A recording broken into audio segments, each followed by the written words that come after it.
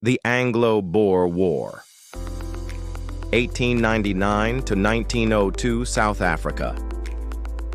For the first time, the British was faced with a brutal new war strategy from their enemy, the Boers. Despite being outnumbered and outgunned, the Boers used their mobility, knowledge of the terrain, and hit-and-run strategies to great success.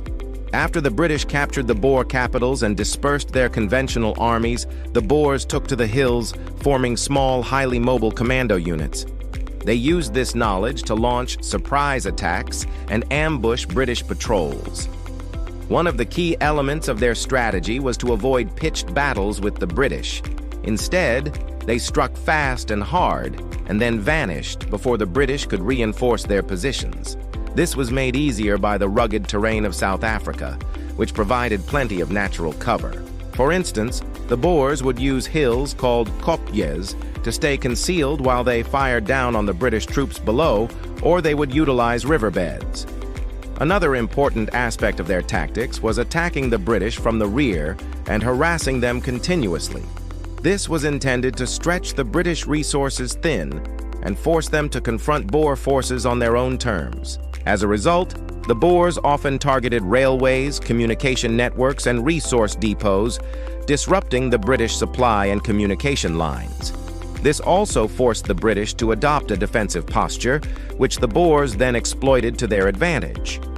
Furthermore, the Boers lived off the land and relied on the support of locals who were sympathetic to their cause.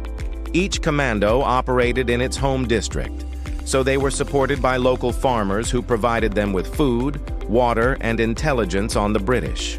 Despite these setbacks, the British were able to implement effective countermeasures, such as building blockhouse systems along roads and railways to protect their supply lines.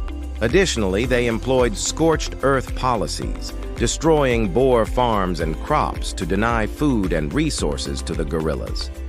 The British also used internment camps to detain Boer civilians in an attempt to cut off the guerrillas from their support base.